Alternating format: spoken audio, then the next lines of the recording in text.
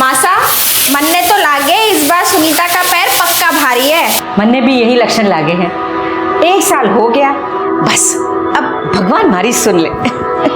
हाँ, ले दूध पी ले। हाँ बहू, पी ले, अपना ख्याल रख। एक बार तुम्हारी प्रकाश का बच्चा दे दे, फिर देखना मैं थारी और प्रकाश की शादी कितनी धूमधाम से करती हूँ। पर मासा, मैंने तो उन्हें पहले ही अपना पति मान लिया है। अरे पति मानने से क्या होगा, अपनी तो प्रथा है, पहले बच्चा फिर शादी।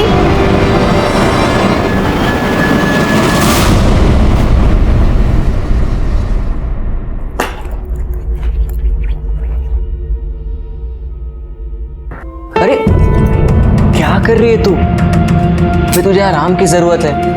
पर अभी पक्का कहाँ है? क्यों? 15 दिन से ज्यादा हो गए हैं, 18 महीना भी ना लगा अभी तक। मतलब साफ है कि तू पेट से हंस दे, अब शेर का बच्चा आने वाला है।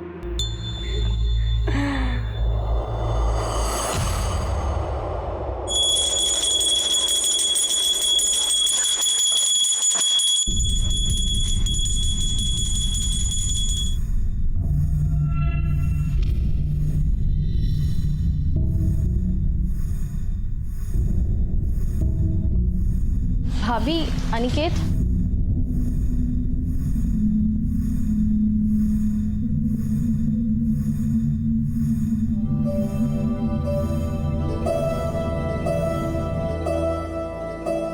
हाय। अरे तुम कब आई? बस अभी अभी। अच्छा एक बात बताओ, ये तुम्हारी मकान मालकिन पूरा दिन पूजा ही करती रहती है क्या? अरे है तो वो पुजारन टाइप से, लेकिन तुम्हें आने में इतना टाइम क्यों लगा? अरे वो आई, फिर से शादी की बात लेकर बैठ गई थी। तो कर लेते हैं ना। तुम बस बोलते हो, तुमने अभी तक तो बाबा से बात भी नहीं की। तुम्हें पता है, तुम्हारे चक्कर में ना मुझे आई को बार बार बहाने देने पड़ते हैं और तुम्हें कोई फर्क ही नहीं पड़ता। मुझे पता है, मुझे प्यार ही नहीं करते।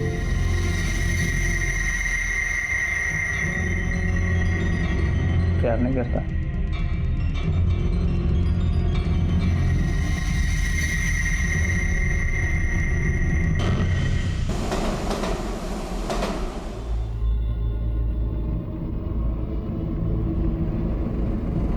देखो जी, तलाक तो होवे कोनी, और इसीलिए सदियों से ये प्रथा चल रही है। और इसी प्रथा के हिसाब से आज से सुनीता और प्रकाश दोनों पति पत्नी की तरह साथ रहेंगे। और जो सुनीता प्रकाश के छोरे की माँ बन गई तो फिर दोनों का ब्याह करा देंगे। और जो बच्चा नहीं हुआ तो सुनीता को प्रकाश को छोड़कर जाना होगा। तो आज से तुम दोनों साथी।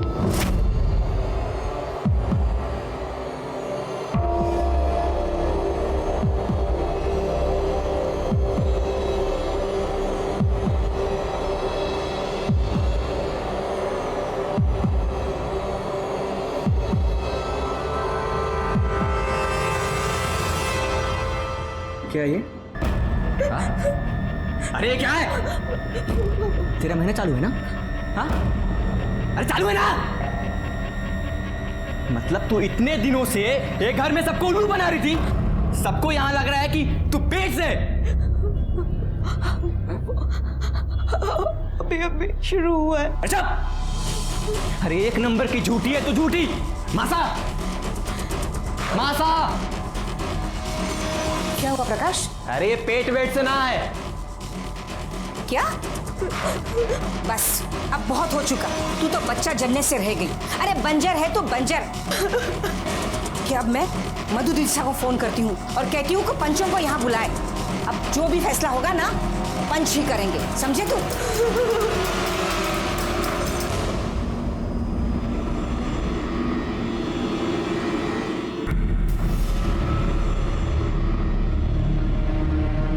आप लोगों के कहने से मैंने सरपंच लोगों को यहाँ बुला लिया है। अब जो पंचों का फैसला होगा वो आप लोगों ने मानना होगा। अब पुरुषोत्तम भाई शाही हमारे पंच प्रमुख रहेंगे, आप अपना फैसला सुना ही दो।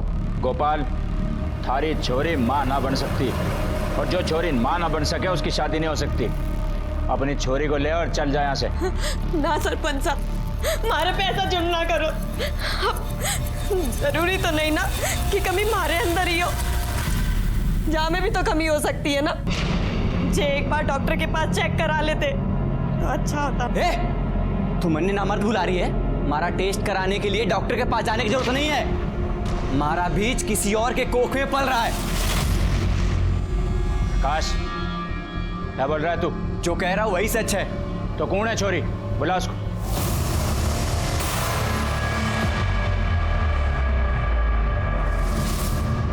मैं प्रकाश के बच्चे की माँ बनने वाली हूँ। ये मेरी रिपोर्ट से आप देख सकते हैं। अरे हम कोई रिपोर्ट ना देखते। सुन गोपाल, देख, ये छोरा प्रकाश नामर्द ना है। चुप के हो रहा है सरपंच साहब? सबके सामने ये छोरा कह रहा है कि इसके संबंध दूसरी औरत के साथ है और आप इसने सजा देने की बजाय। अरे इसमें सजा की क्या बात है? जो छोरी अपने साथी को पल्लू से पकड़कर ना रख सकी, वो चला गया किसी और का आंचल पकड़ने। मर्द के लिए कुछ सही गलत ना होता। और छोरी सुन, तेरा जब तक बच्चा नहीं हो जाता तू यहीं रहेगी, इसी घर में। वरना हमारी बेटी में कोई खोट नजर ना आवे। चल मान ली थारी बात, तो एक मौका हम उसे और देंगे। ये थारी छोरी सुनीता अपने जेठ दीपक के साथ सोएगी। ये अभी भी बच्चा पैदा नहीं कर सकी, तो इसने वापस जाना पड़ेगा। ना सरपंच साहब, मैं ऐसा नहीं करूंगी। युग के कह रहे हैं आप अपने जेठ के साथ? इससे गंदी बात ना हो सकती कुछ। हम ना मानते ये सब। छोरी, तने तो कोई आपत्ति ना है? आप लोगों ने बोल दिया है तो मन में कोई आपत्ति ना है। इन सब की क्या जरूरत है? हाँ हाँ, हम पंचों में से कोई जांच ले। अगर आप सबको कोई आपत्ति ना हो तो मैं जांच लूं। देखिए, इनके घर का मामला है, इनके घर में ही रहने देना चाहिए। तो फिर यह तय रहा कि दीपक सुनीता की कोख में अपना बीज डालेगा, और अगर उसके बाद भी ये गर्भवती नहीं हुई तो इनका कोई रिश्ता नहीं रहेगा। हमारी समझ से बाहर है सब। चुप! एक शब्द भी और बोला तो बिरादरी का कोई भी आदमी तेरे साथ कोई व्यापार नहीं करेगा।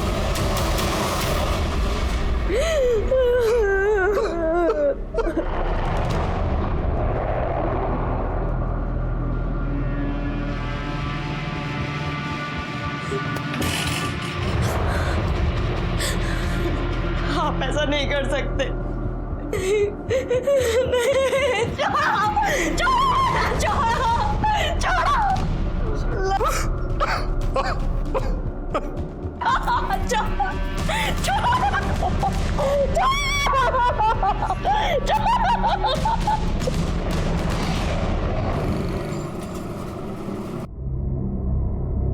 चलो भाई लगा लो। विनोद भाई, ये माल का हिसाब लेके आया हूँ। अरे भाई, टाइम क्या हुआ? हाँ, मुझे पूना जाना है। ठीक है, अभी जो भी हिसाब है भाभी को दे देना अंदर। जी भाभी जान। चल बेटा, टाई लगा। भाभी जान, ये भाई ने हिसाब के पैसे दिए। हाँ, अंदर आ गया। बाहर निकल, बाहर निकल।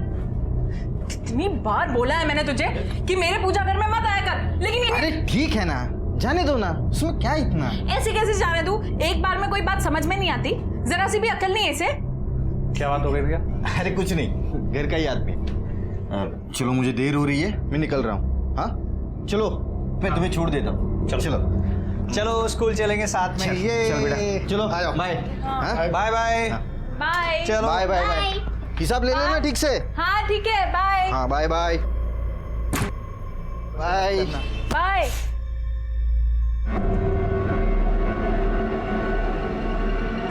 तुझे ना अब बताती हूँ मैं। माफ कर दीजिए भाभी जान। ऐसे कैसे माफ कर दूं? सजा तो तुझे मिलेगी। चल।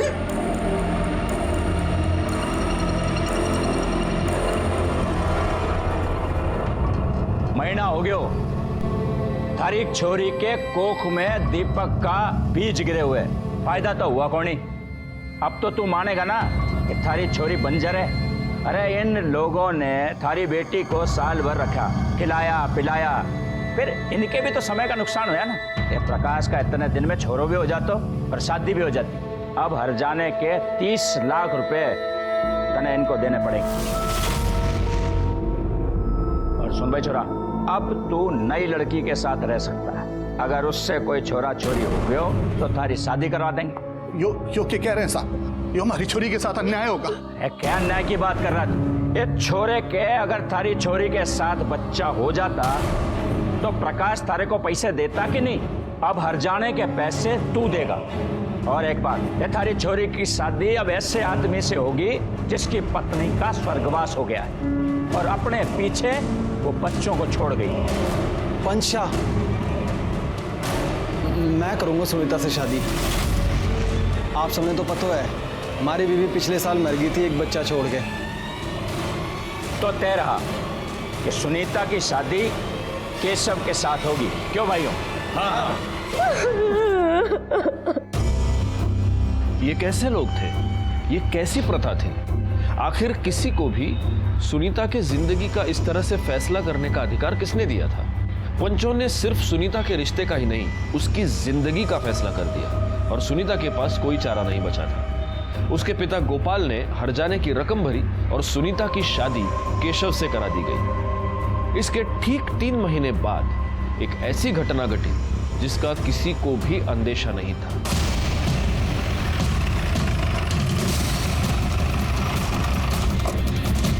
सर, मैंने आपको फोन किया था।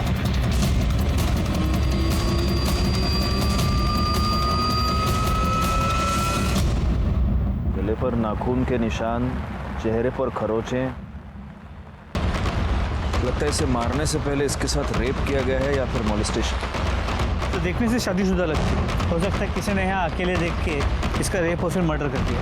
लेकिन सवाल है ऐसी जगह भी ये अकेले आई क्यों? बैकवर्ड, मुझे नहीं लगता ये कोई रैंडम क्राइम है, क्योंकि देखो ना बॉडी पर गहने वैसे के वैसे हैं। लाश की तस्वीर ले लो, आसपास के सारे पुलिस स्टेशन में सर्कुलेट कर दो, बॉडी को पोस्टमार्टम के लिए भेज दें।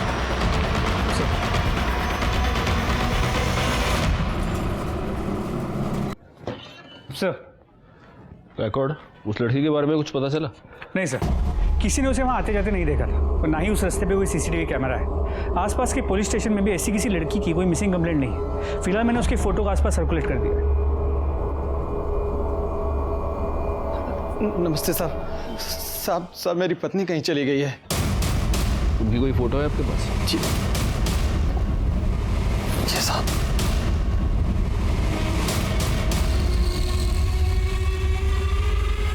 बैकवर्ड, ये कब से गायब है? कल रात से साहब। ये कल रात चली गई और आप अभी आ रहे हैं? नहीं साहब, वो मैं लेट आया था तो कह रही थी उसने अपने बाबा साहब के पास जाना है। मैंने कह दिया जा, मुझे नींद आ रही थी। फिर वो चली गई, मैं सो गया और सुबह बाबा साहब को फोन किया तो नहीं साहब, रात को घर नहीं आई। और अब वो कभी आएगी भी नहीं। साहब ऐसा क्यों बोल रहे हैं साहब आप? क्या मतलब है साहब? आज सुबह हमें इनकी लाश मिली। लाश? क्या कह रहे हैं साहब आप?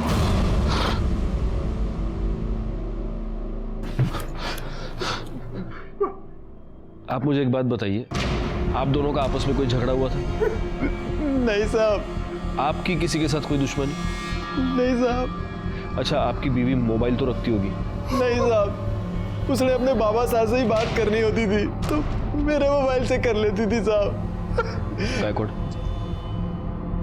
इन दोनों को मॉर्ग ले जाओ, लाश की शिनाख्त करवाओ और उनसे कह देना कि पीएम शुरू करें। सर, आप प्लीज जाइए।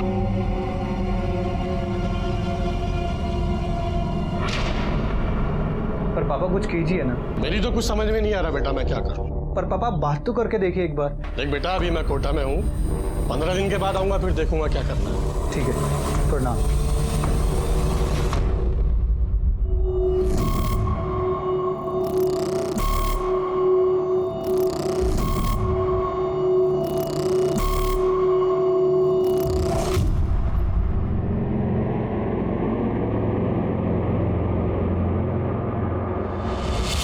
सुनीता अपने घर से अपने पिता के घर को जाने के लिए निकली। ये दोनों घर शहर के एक ही तरफ है और इन दोनों के बीच का डिस्टेंस 1 किलोमीटर से भी कम है और हमें सुनीता की लाश मिली यहाँ खाड़ी के पास। सुनीता यहाँ पर क्या करने गई थी इतनी रात को, और वो भी अकेली? तो एक चांस ये है कि सुनीता अपने घर से तो निकली थी लेकिन रास्ते में किसी ने अगवा कर लिया हो। पता नहीं क्यों मुझे ऐसे लगता है कि सुनीता का मर्डर किसी ऐसे आदमी ने किया है जो उसे जानता था। एक काम करो, केशव और गोपाल के आस पड़ोस में थोड़ी पूछताछ करो, देखो अगर सुनीता को जाते हुए किसी ने देखा हो तो। सब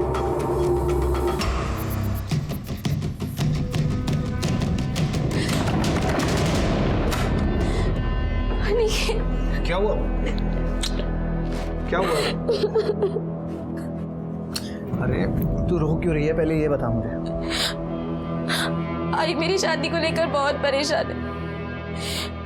उसने मुझे ये तक बोला मुझे जो लड़का पसंद है उससे वो मेरी शादी करा देगी, मगर मैं उसे क्या बताऊं कि जिस लड़के को मैं पसंद करती हूँ उसमें इतनी हिम्मत ही नहीं है कि वो अपने आई बाबा से बात कर सके। अरे मैंने बाबा से बात की है।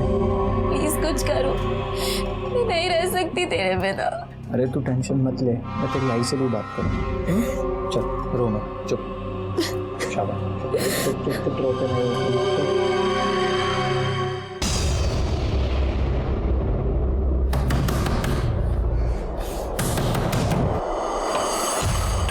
प्रकाश कहाँ है? प्रकाश! प्रकाश! क्या हुआ, क्या तमाशा चल रहा है यहाँ? हमारी बेटी की जान ली है तूने, हमारी सुनीता को मारा है तूने, मैं छोड़ूंगा नहीं तेरे। अरे तुम्हारे दिमाग खराब है क्या? कुछ भी बोले जा रहे हो? दिमाग सही है अब मेरा, अब तुम सबके दिमाग ठिकाने लगा दूंगा मैं। हमारी बेटी की जान ली है, सुनीता को मारा है तुम लोगों ने, मैं पुलिस में सब बता दूंगा। देख गोपाल, यहाँ तमाशा करने की कोई जरूरत नहीं है। जो भी हुआ है वो पंचों के मर्जी से हुआ है, और आगे जो भी होगा ना पंचों के कहने पर ही होगा, समझा? उस रात आपने सुनीता को कहीं घर से जाते हुए देखा था? बाहर जाते तो नहीं देखा था, लेकिन हाँ सर, उस रात उनके घर में चिल्लम चाली बहुत हो रही थी। मैं पूजा का सामान उनके घर में देने गया था। सुनाई ना दे रहा तेरे? अरे कोई जरूरत ना है हमारे घर में, चल निकल इधर से, चल अपना बाप के घर जा। अभी 3 महीने पहले उसकी सुनीता से शादी हो गई। वो बेचारी तो उसका बच्चा संभालती थी, लेकिन इस केशव को ना उसकी कदर ही नहीं थी। नहीं साहब, सुनीता को आते तो नहीं देखा, और वो 1-1.25 साल से तो यहाँ घर पर आई ही नहीं है। ठीक है।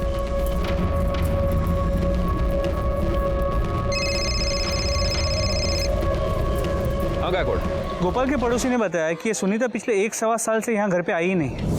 अगर पिछले 1.25 साल से वो अपने घर नहीं आई तो वो कहाँ थी?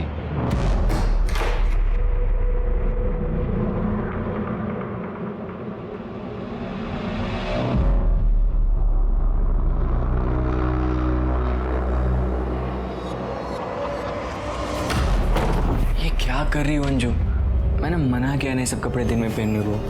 क्यों? मैं अच्छी नहीं लग रही? नहीं, तुम तो हमेशा अच्छी लगती हो। ज़रूरी है सारे काम रात में ही हो? शादी तो करेगा ना मुझसे? हाँ, तेरे बिना तो मैं एक पल भी नहीं रह सकता। मैंने कुछ नहीं किया, मैंने कुछ नहीं किया साहब, मैंने कुछ नहीं किया साहब। बड़ा पाव खाएगा? साहब मैंने कुछ नहीं किया साहब। अरे एयर फ्राइड है, ऑयल फ्री। मैंने कुछ नहीं किया साहब। उस दिन तू ये बोल रहा था कि तू घर आया, उसके बाद तेरी बीवी ने उससे कहा कि वो उसके बाबा के पास जा रही है और वो चली गई। लेकिन तूने हमें ये नहीं बताया कि उस रात को तेरी और तेरी बीवी की बहुत बड़ी लड़ाई हुई थी। कोई लड़ाई ना हुई हमारी।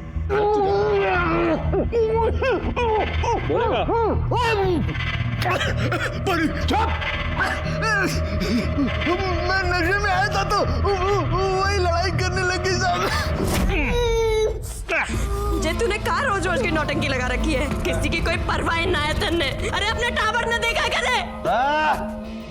काय भाषण दे रही है तू मने?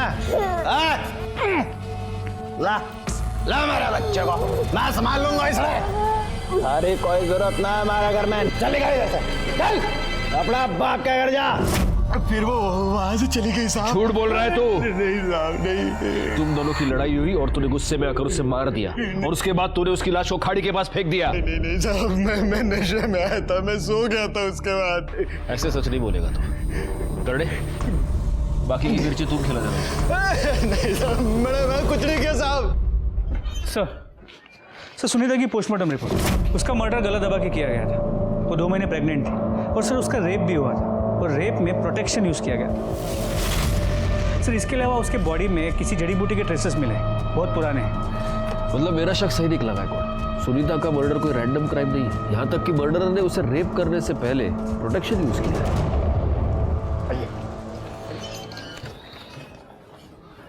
आइए गोपाल जी, बैठिए। आपकी बेटी की शादी 3 महीने पहले हुई केशव से, राइट? लेकिन आपके पड़ोसियों का कहना है कि उससे पहले लगभग 1.25 साल आपकी बेटी आपके साथ नहीं रहती थी, तब वो कहाँ रहती थी? नहीं मतलब हो सकता है कि वहां पर कोई प्रॉब्लम हो। नहीं साहब, क्या प्रॉब्लम होनी है? अपनी मासी साहब के घर रहती थी वो। मासी का एड्रेस दीजिए।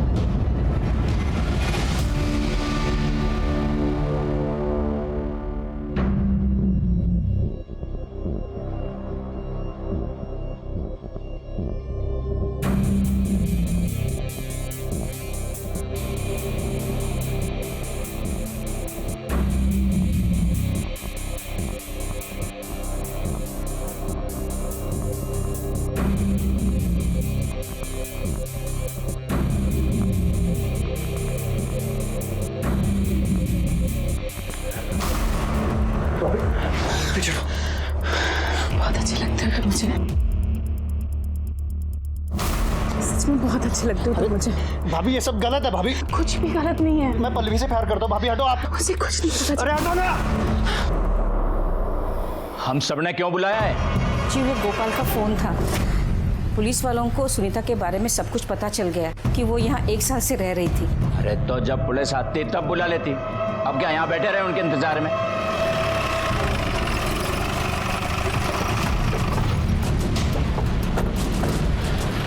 राणे, तुम जरा आसपास पूछताछ करो। सर।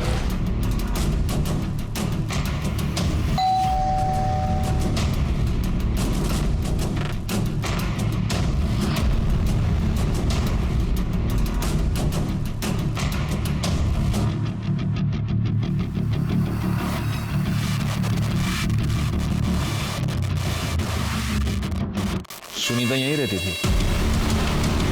जी हाँ सर, मैं उसकी मासी हूँ। उसके माँ के मरने के बाद सुनीता अकेलापन महसूस कर रही थी, तो मैंने ही उसे कहा कि यहाँ आकर रहे। मेरा पूरा परिवार है, खुश रहा करती थी वो। वैसे ये सब लोग है कौन? जी ये हमारा बड़ा बेटा है दीपक, और ये उसकी पत्नी योगिता, और ये हमारा छोटा बेटा प्रकाश है जी। और ये हमारे रिश्तेदार हैं जी।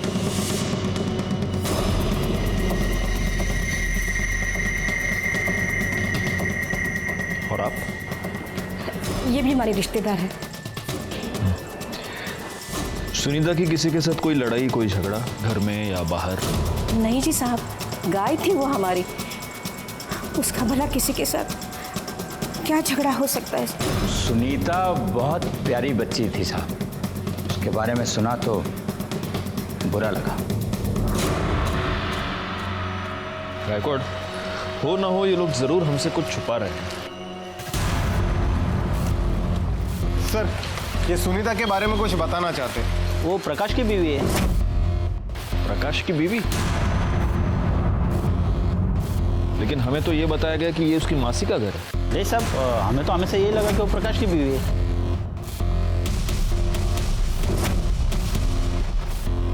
ठीक है, जा। देखा गायकवाड़, ये लोग हमसे 100% कुछ छुपा रहे हैं। एक काम करो, वो एक खुले बाल वाली लड़की थी ना, वो इन सब में बहुत अलग लग रही थी। जरा पता करो वो लड़की कौन है, उसके बारे में जितनी इंफॉर्मेशन मिले निकाल लो। एक और बात, हमें सुनीता के पेट में जड़ी बूटी के ट्रेसेस मिले थे। पता करो यहाँ आसपास कोई जड़ी बूटी वाला, कोई वैद्य हकीम कोई है। सर जी, पुलिस कहाँ से बीच में आ गई? माँ साहब, मैं तो कहती हूँ प्रकाश भाई साहब को निकिता के साथ रख दो कुछ दिन। मेरी बहन है, बच्चा भी जनेगी और इन दोनों की शादी भी हो जाएगी। अरे ऐसे कैसे? प्रकाश के बच्चे की माँ मैं बनने वाली हूँ, तो इस नाते शादी तो मुझसे होनी चाहिए। छोरी तू पागल होगी क्या? थारे को इस घर में खाली इसलिए रखा हुआ है कि थारे भीतर इस वंश का बीज पल रहा है। तो एक बार ये बच्चा हमें दे दे, फिर जहां मर्जी आवे वहां जा। तने जितना पैसा चाहिए होगा हम देंगे। मैं अपना बच्चा किसी को नहीं दूंगी। तुमने कहा था ना तुम मुझसे शादी करोगे, तुम बोल क्यों नहीं रहे हो? कुछ बोलो। मैंने कहा था, पर मैं क्या करूं? मैं ना आप लोगों को ऐसा नहीं करने दूंगी। ये जो आप लोगों की प्रथा है ना, आप लोगों में चलती होगी। मैं पुलिस स्टेशन जाऊंगी अभी।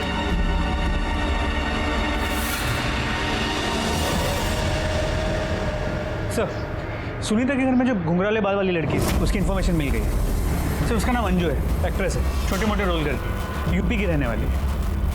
एक्ट्रेस? तो ऐसी लड़की उस घर में क्या कर रही थी? वो लोग तो कह रहे थे कि उनकी कोई रिश्तेदार है, और मेरे ख्याल से गायकवाड़ वो शायद प्रेग्नेंट भी थी। हाँ? हेलो, मैं भाईंदर पुलिस स्टेशन से सीनियर इंस्पेक्टर राजेश यादव बोल रहा हूँ। मुझे आपसे कुछ बात करनी है। देखिए इंस्पेक्टर, मैं भी आपसे बात करना चाह रही थी। मैं आपको सब सच सच बताना चाहती हूँ। इन्होंने मेरी ज़िंदगी बर्बाद कर दी है, और यहाँ तक कि प्रथा के चक्कर में ना इन्होंने सुनीता की ज़िंदगी भी बर्बाद कर दी है। कौन सी प्रथा? देखिए इंस्पेक्टर, मैं ना आपको मिलके सब बता देती हूँ। अब मैं आपको कुछ नहीं बता सकती। शाम को मैं मिलती हूँ आपको। ओके।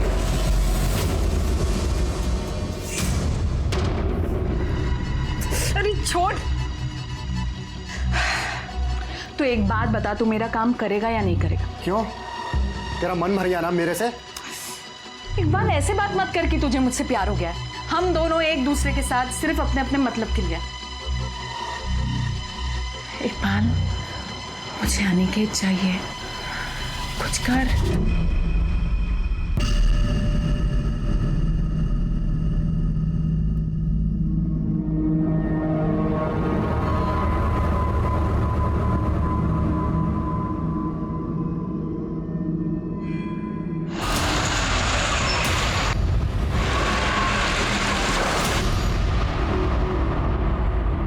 सर अंजू का फोन बंद आ रहा है। उसने कहा था वो हमसे मिलने आएगी, और वो आई क्यों नहीं? सर हो सकता है उसने अपना मन बदल लिया। मैं एक बार फिर से ट्राई करके देख। नहीं, रहने दो गायकवाड़। वैसे भी बहुत रात हो गई है, अब उससे भूलना तो नहीं सकते। कल देखते हैं।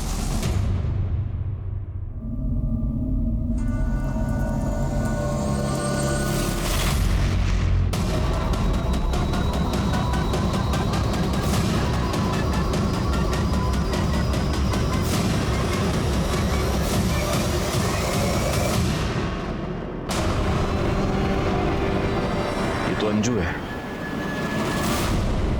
ये गले पर निशान देख रहे हो?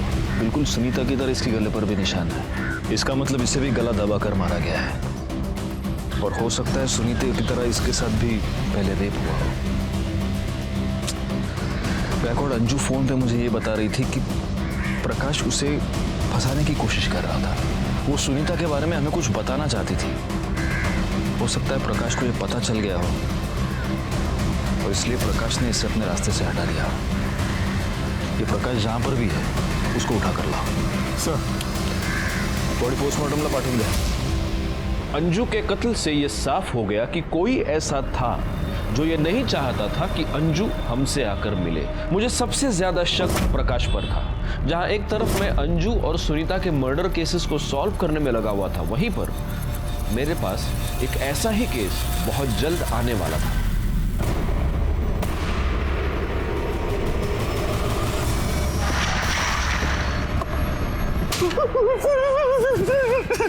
सर मुझे कुछ नहीं पता सर।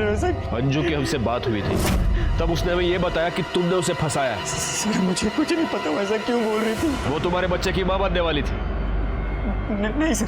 तो फिर वो तुम्हारे घर में क्यों रह रही थी? मासा की बचपन की सहेली की बेटी थी सर, इसलिए वो हमारे घर पे रह रही थी। अंजू ने हमें किसी प्रथा के बारे में बताया। वो ये कह रही थी कि तुम लोगों ने मिलकर सुनीता की जिंदगी बर्बाद कर दी। कौन सी प्रथा? सच में कह रहा हूँ सर, मुझे कुछ नहीं पता सर। करने इसको इतना मारो कि सच अपने आप बाहर निकल आए। नहीं सर, अंजू की पोस्टमार्टम रिपोर्ट से इसका भी गला दबा कैसे मारा गया, और ये 6 महीने प्रेग्नेंट। सर एक बात और, मरने से पहले अंजू के साथ भी रेप किया गया था, और इसके केस में भी प्रोटेक्शन यूज किया गया था। अंजू के कॉल रिकॉर्ड्स, मरने से पहले आखिरी कॉल इसने किसी उमेश को किया था। बोला भी सुमेश को। क्या सर, ऐसे कैसे हो सकता है? कल रात में मेरी अंजू से बात हुई थी सर। मैं उसका कोऑर्डिनेटर हूँ और वो अच्छी दोस्त है मेरी। ये अंजू प्रकाश के घर में क्यों रह रही थी? सर वो दोनों का अफेयर चल रहा था, और अंजू प्रकाश के बच्चे की माँ बनने वाली थी। अंजू ने जब हमें फोन किया था तो वो ये कह रही थी कि प्रकाश ने उसे फंसाया है। किसी प्रथा के बारे में बात कर रही थी। कौन सी प्रथा, तुम कुछ जानते हो? प्रकाश और उसके खानदान वाले पुराने ख्यालात के। पहले प्रकाश सुनीता के साथ रहता था। अच्छा, मतलब सुनीता उसे बच्चा नहीं दे सकती थी, इसलिए प्रकाश ने उसे छोड़ दिया। और ये अंजू प्रेग्नेंट थी, लेकिन प्रकाश उसे इसलिए नहीं अपना सकता था क्योंकि वो उसकी कम्युनिटी की नहीं थी। ठीक है, तुम जा सकते हो।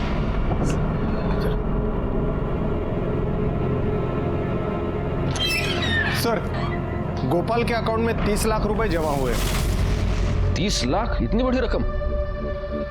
बुलाओ उसे।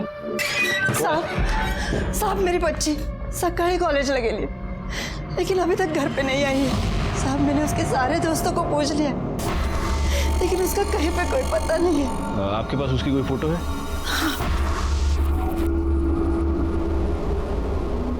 क्या नाम बताया आपने?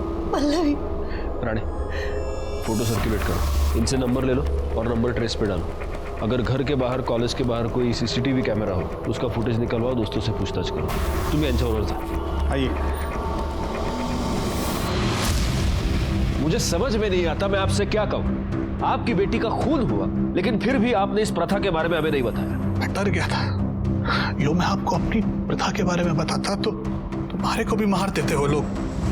डर गए थे? सच क्यों नहीं बताते? उन लोगों ने पैसे देकर आपका मुंह बंद कर दिया था। आपके बैंक अकाउंट में 30 लाख रुपए कहां से आ गए? हमारे ही पैसे थे साहब, जो मैंने प्रकाश को दिए थे।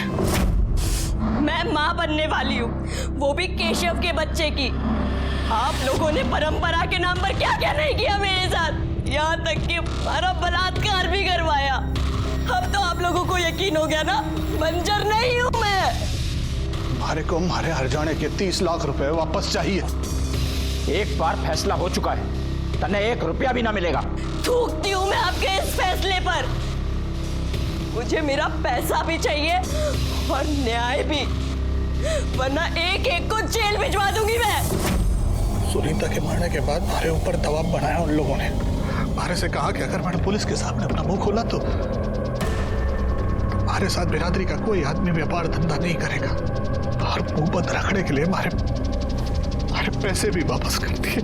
आपकी बेटी का खून हुआ और आप प्रथा और पंचों के नाम पर चुप रहे। आपको नहीं लगा कि आपकी बेटी को न्याय दिलवाना चाहिए? सर, अंजू के पेट में जो फीटस था उसका डीएनए रिपोर्ट बच्चा प्रकाश का ही।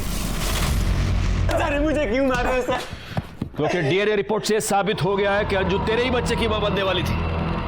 बोल। तो तूने अंजू को इसलिए मारा क्योंकि वो तेरे बच्चे की मां बनने वाली थी। तूने सुनीता को इसलिए मारा क्योंकि तू उसके पैसे वापस नहीं करना चाहता था। नहीं, मैंने किसी को नहीं मारा सर। मैं तो अंजू से शादी करना चाहता था, लेकिन मैं पंचों के खिलाफ नहीं जा सकता था सर। आप लोग पंच हैं और पंच को परमेश्वर कहा जाता है, लेकिन आप सब ने मिलकर सुनीता पर इतने बड़े अत्याचार किए। हमने तो फैसला सुना दिया था कि अलग हो जा, यही प्रथा है। और बलात्कार? आपके कहने पर चुप। आपके कहने पर इस दीपक ने सुनीता के साथ बलात्कार किया। वो छोरी आखिर तक यही कहती रही कि उसके भीतर कोई दोष ना है। तो आप उसकी टेस्ट करवा सकते थे डॉक्टर के पास ले जाकर। हम डॉक्टर वाक्टर को नहीं मानते, लेकिन आप ये तो मानते हैं कि इसने सुनीता के साथ बलात्कार किया। प्रथा बचाने के लिए हमें जो कुछ करना पड़ेगा हम करेंगे, यही हमारी परंपरा है। साहब रेप करें? नहीं साहब, नहीं साहब, मैं बताता हूँ साहब। मैं मानता हूँ मैंने सुनीता के साथ गंदा काम किया, लेकिन मैं अगर वो नहीं करता ना साहब, तो पंच मुझे भी सजा सुना देते। ये सब सबकी रजामंदी से हुआ था साहब। शारीरिक संबंध में रजामंदी औरत की होनी चाहिए। ये सब के सब गुनहगार हैं, लेकिन दीपक के खिलाफ हम कुछ भी साबित नहीं कर पाएंगे। अभी वो मान तो रहा है कि रेप उसने किया था, लेकिन कोर्ट में मुकर जाएगा। आइए सर, ये प्रकाश के घर के पास जड़ी बूटी बेचते हैं। तुम सुनीता को जानते हो? हाँ, उन्हीं के लिए जड़ी बूटी लेके जाती थी वो। कौन सी जड़ी बूटी? बच्चा नहीं होने के लिए, मतलब उसे खाने से बच्चा ठहरता नहीं। और कौन लेके जाती थी? योगिता।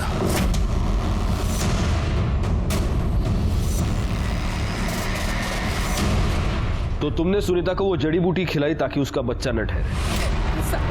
हमारे से गलती हो गई साहब।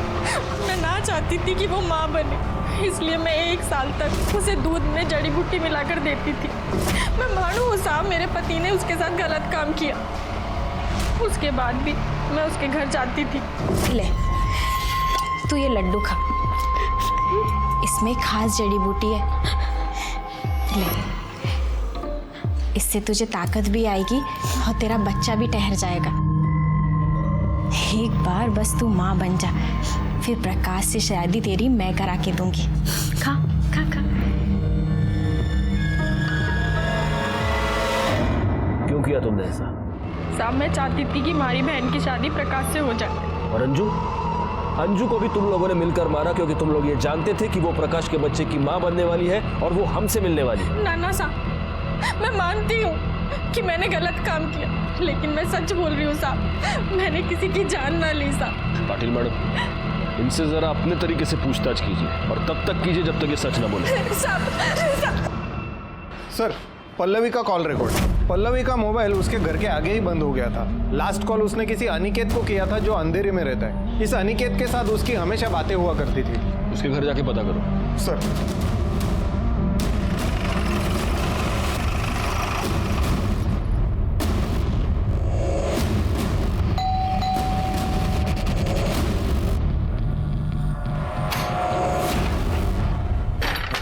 Yes sir. अनिकेत? हाँ सर, यहीं पे रहता है ऊपर। बुलाओ उसको। हाँ बुलाता हूँ सर। क्या हुआ जी? अनिकेत के बारे में पूछ रहे। जाओ तुम अनिकेत को बुलाओ। जाओ। हाँ आइए ना सर।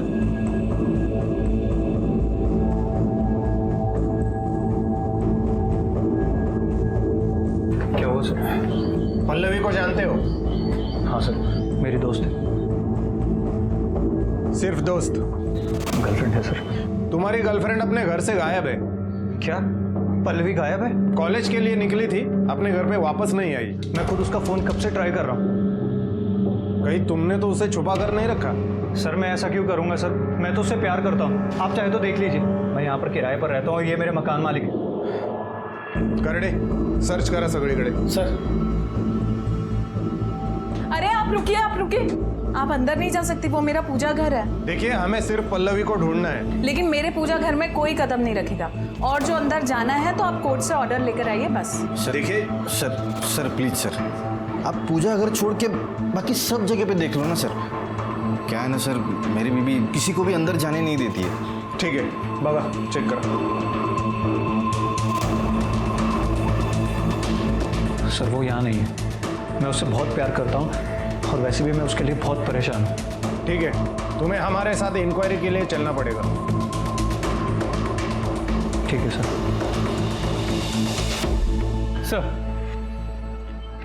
सर सभी पंच सुनीता के घर वालों के कॉल रिकॉर्ड चेक किए, सब क्लीन है।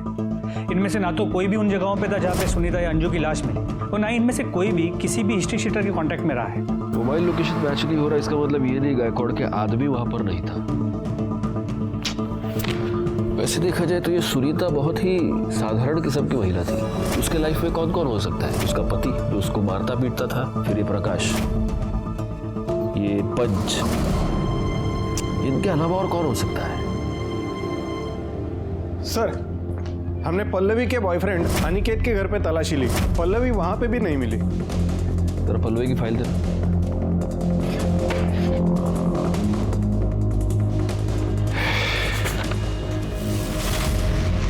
एक मिनट।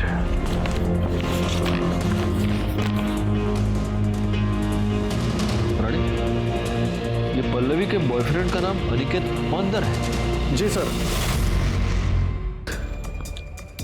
जी सर। तो तुम ये प्रकाश, दीपक, इन सबको जानते हो तुम?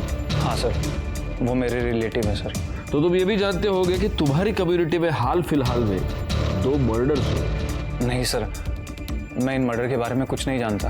दरअसल जॉब के कारण मैं अंधेरी में रहता हूँ और बाकी पूरी फैमिली भाईंदर में। बाबा साहब ही कोटा गए हुए हैं और मासा से इसके बारे में कुछ भी बात नहीं हुई अभी। तुम्हारी कम्युनिटी में बाहर की कम्युनिटी की लड़की से शादी करना बड़ा है, और पल्लवी तो तुम्हारी कम्युनिटी की है नहीं। हाँ सर, लेकिन मैंने बाबा साहब से कहा था इस बारे में बात करने के लिए सर। ठीक है, जाओ तुम। ठीक है सर। इसकी पूरी फैमिली के कॉल डिटेल्स, मोबाइल लोकेशन सब कुछ निकालो और पता करो वाकई में इसके बाबा कोटा में है या नहीं। सर ये देखिए, अनिकेत के घर वालों के मोबाइल लोकेशन रिकॉर्ड से क्या मिला है? व्हाट? ये कैसे हो सकता है? इस मोबाइल की लोकेशन सुनीता और अंजू के मर्डर स्पॉट पर भी थी और जहां से पल्लवी गायब हुई वहां पर भी। Oh my God. गायकवाड जल्दी चलो। करडे पाटिल मैडम ला घेऊन या लवकर।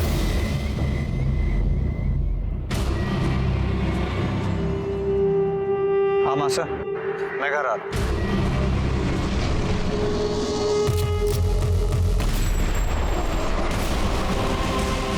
पल्लवी कहाँ है? कौन पल्लवी? सुनीता और अंजू को तुमने ही मारा ना? मैंने किसी को नहीं मारा। गायकवाड पूरे घर की तलाशी लो, पल्लवी को ढूंढो। चलो। तलाशी कैसे ले सकते हैं सर? अरे हमारे घर में क्या है भाई? मैं कह रही हूँ ना कोई भी ना आए।